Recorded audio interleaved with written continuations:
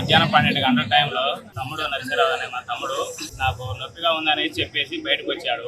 సరే హాస్పిటల్కి వెళ్తున్నానని చెప్పాడు. ఇద్దరం వెళ్దామని చెప్పేసరికి బండి వేసుకుని నాకన్నా ముందు వచ్చేసాడు. సెంటర్కి వచ్చేసరికి హఠాత్తుగా కళ్ళు తిరిగేసి కింద పడిపోయాడు. పక్కన మన డిస్పెన్సరీకి మన తెలిసిన వాళ్ళు తీసుకెళ్ళారు. అక్కడే మన ఆవిడకి పలుసు మొత్తం డౌన్ అయిపోయి కింద పడిపోయాడు. తర్వాత మోహన్ హాస్పిటల్కి తీసుకెళ్ళాము. అక్కడ ఆయన జాయిన్ చేయించుకోలేదు, అప్పటికే చనిపోయాడని తెలిసింది. తర్వాత గవర్నమెంట్ హాస్పిటల్కి తీసుకెళ్ళిన తర్వాత ఇది తీశారు. దాంట్లో అయితే ఏం లేదు, అయిపోయాడమ్మా అని చెప్పారు.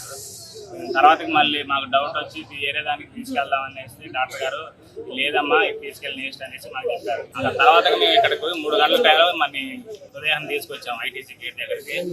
నిన్న 3 గంటలకి, ఇప్పటికి 18 గంటలు 20 గంటలు అయితే ఇంతవరకు అయితే న్యాయం జరగలేదు మాకు. కానీ యూనియన్ వాళ్ళు వస్తున్నారు, చెప్తున్నారు, మాట్లాడదామంటున్నారు.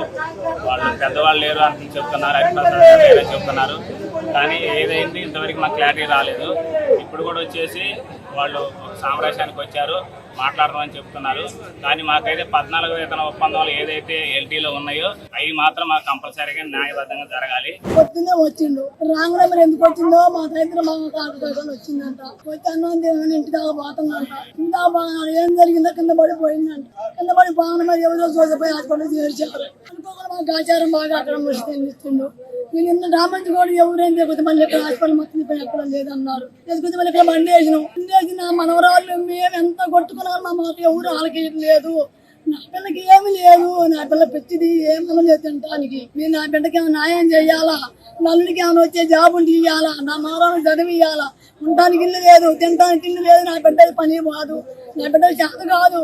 నల్లునే కాదు, నేను 4 మంచి కూడా గొప్పగానే. నా వల్ల ఇది కాదు, నేను ముసలానే నేను కూడా చచ్చేటట్టు ఉంటా.